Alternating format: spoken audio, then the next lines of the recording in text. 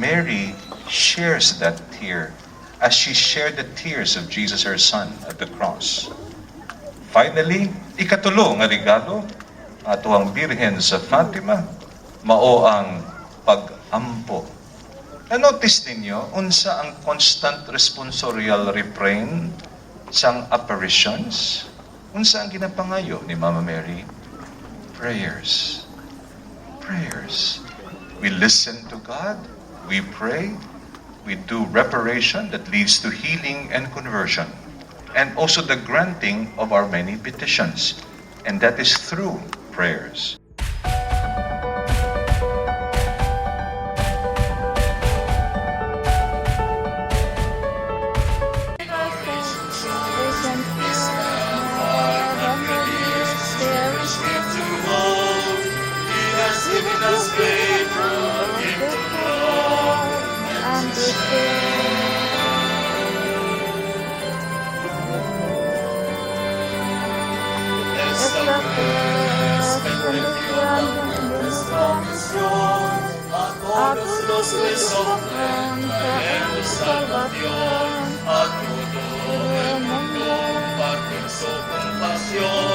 Ako dalang manilagyan mo sa nakulasyon. Tayo may katukulan at pananagutan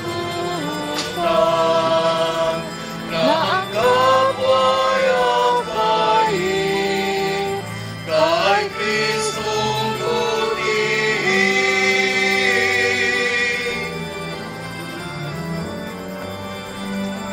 San Lorenzo, San Pedro Calusor, tanan na Pilipino, Santos Tubulan, nagahado sa Diyos, ang ating pasalamat, laging ang panahon na magmatinudanon. Tayo may katukulan at ang pananagutan na ang kapwa'y akayin kay Kristong tutihin. 500 years of children, 500 years of blessings, 500 years of praises, we're gifted to give. 500 years of jubilee, 500 years of blessings, 500 years of praises, we're gifted to give.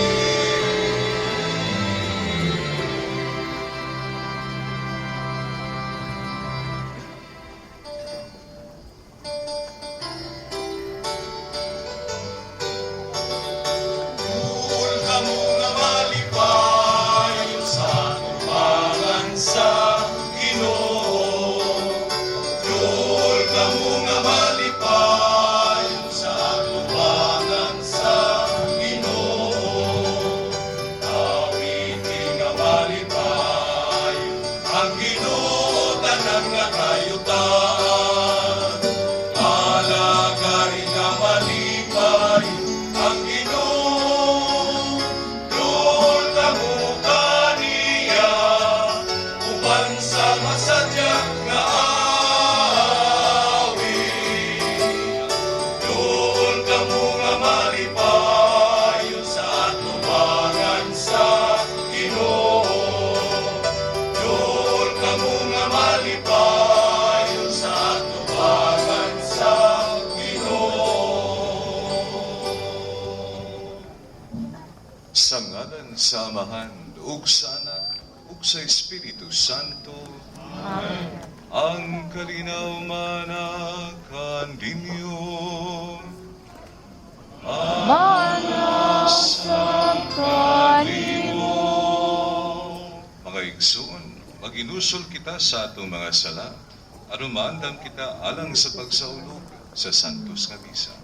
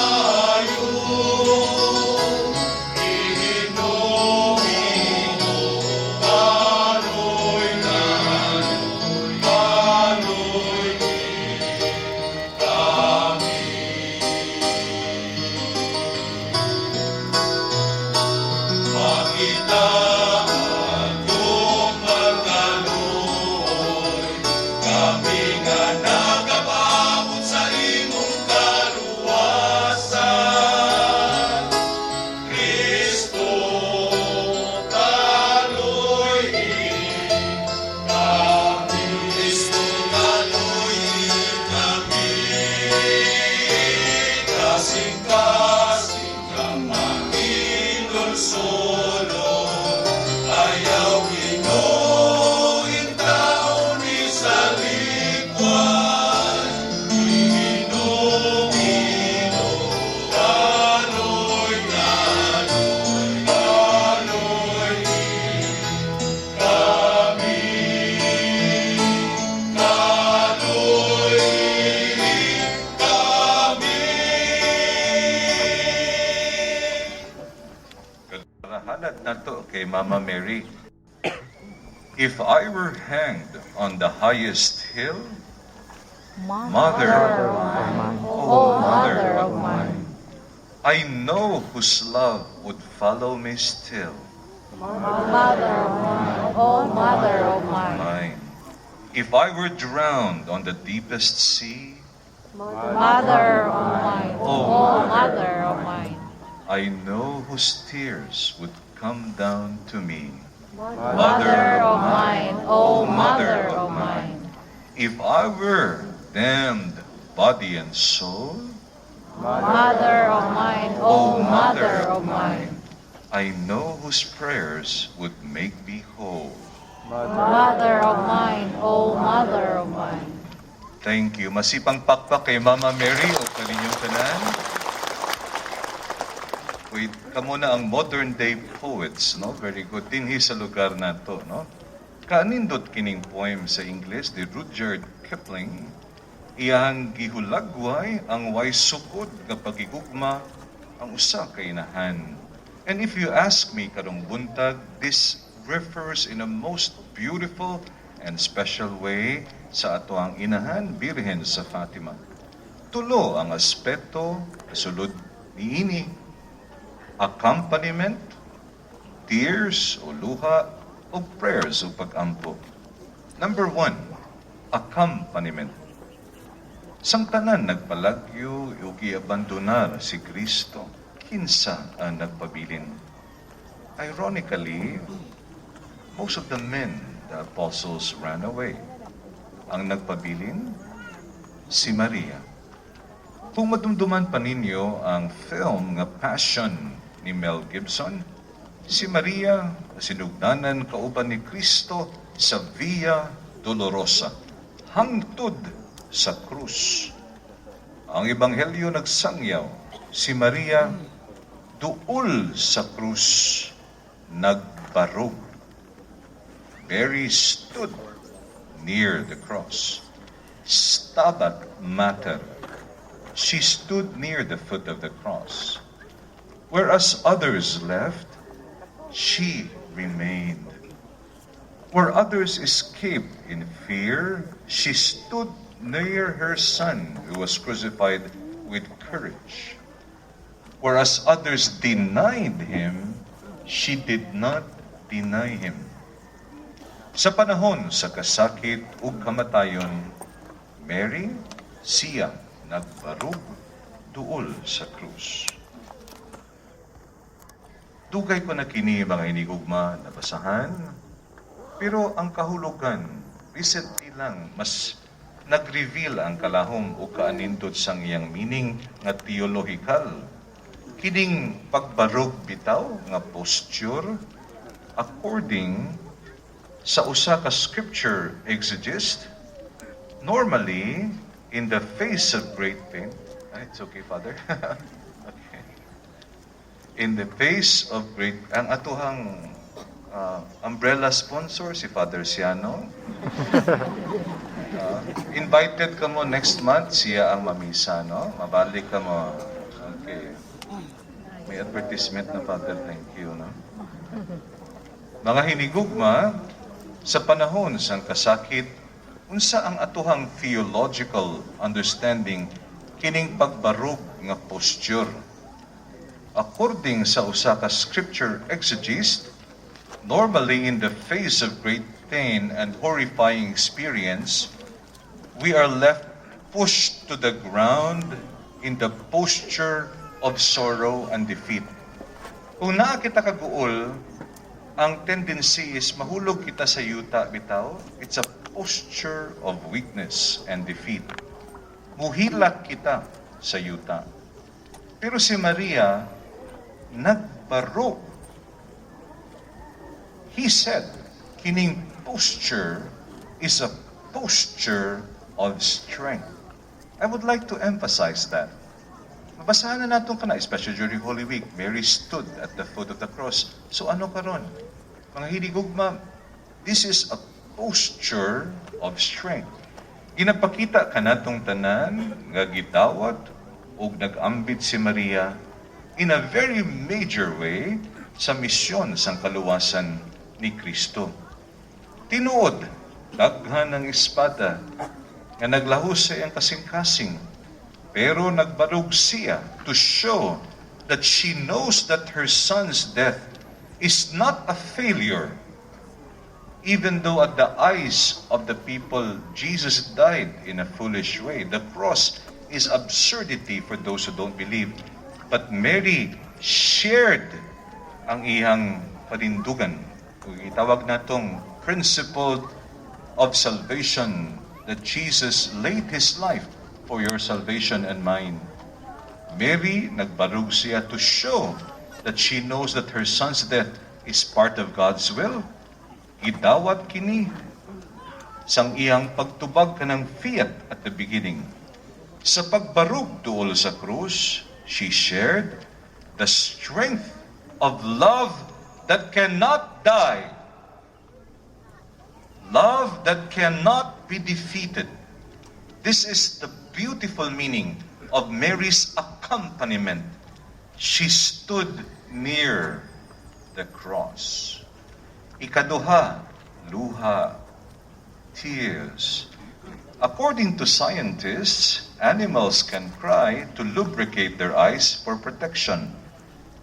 Pero, minaw mo maayo, only human beings are capable of tears out of emotions like grief and love. What's so unique about human beings? Usahay pwede magsagol ang sorrow o ang love even in that single tear. Mary shed tears. Moingon kita, asa da, Bishop? Well, naay mga butang sa Ebanghelyo that we can understand. It's a natural part when we pray over this, when we contemplate the Ignatian contemplation. Usa kini mao that Jesus cried. Internal o natural nga involuntary reaction that when you are subjected to crucifixion, naay luha nagagawas. Pero si Maria pud, when she saw, nakita niya ang ihang anak na nag-anto sa krus. Pero mga inahan dinhi, huwag masakit ang inyong anak. Dili ba nga, ingon kita, akuha na lang na, Lord. Dili lang ako ang anak. Tinuod ka na? Yes, ang mga inahan dinhi can testify this is true. And they would cry. Sometimes they cannot control it para sa mahal nilang anak. Can you imagine the pain of Mama Mary and the love and the concern? But they were at the same time luha sang pagigugma. Dili lamang luha sang kasakit because she shared the love of her son. She also shared the sacrificing love of her son. They were also tears of sacrifice. I am sure that she saw how her son must have suffered. Maybe nakita niya man nga nag-agi ang luha sa mga mata ni Kristo. Mga hinigugmang igsoon kang Kristo, how much more when we see people we love suffer? Well, Mary cried not only for her son, but Mary cried with her son. Akong suliton, Mary cried not only for her son, but Mary cried with her son, Jesus. They were cleansing and salvific tears. They were tears of deep solidarity. Kung magluha kita, masubo kayo. Pero pag naay usa ka tawo who will share that tears, something happens within us. We are not alone. Tears are not meaningless. Ikatulo, o katapusan, pangamuyo, prayers. Imagine Jesus looking down hanging on the cross, eyes blurry vision, eyes hit on the pavement, on the road, and it was swelling, swollen. And then Jesus saw his mother, and then he was moved with great love. And he made this declaration and offered her to you and to me bilang atuang inahan. Aniha ang imong anak, aniya ang imuhang inahan. Gitawag kini sa mga theologians nga Mariologists mutual entrustment. Dili nyo kini pagkalimtan, no? Mutual entrustment.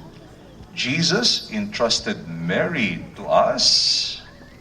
We are also, vice versa, entrusted to her. One of the last acts of Jesus on the cross was to think of you. Even right now, present time, Jesus thought of you because He loves you. And the best way of loving you is to entrust you and me, pati kami nga mga paritanan kitang laiko, to someone He knows will never abandon us. Kinsa kanang tawhana? Kana ang iyang hinikugmang inahan.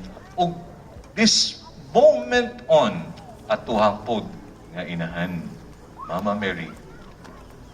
Therefore, si Maria atuhang prayer companion, prayer warrior, o prayer intercessor. To conclude, mga hindi ko magsuon kang Kristo, a piyesta kang Birhen sang Fatima, mao kinipod ang iyang regalo kanatong tanan. Number 1, ugma nga andam bulakaw duol sa atuang kilid, sa kapaslawan man o kadaugan. In moments of triumph and defeat, we are not alone. She is near. Mama Mary is near. Don't ever forget that. She will walk by your side through the storm, through the pain, through the heartaches, through the pandemic. We are not abandoned.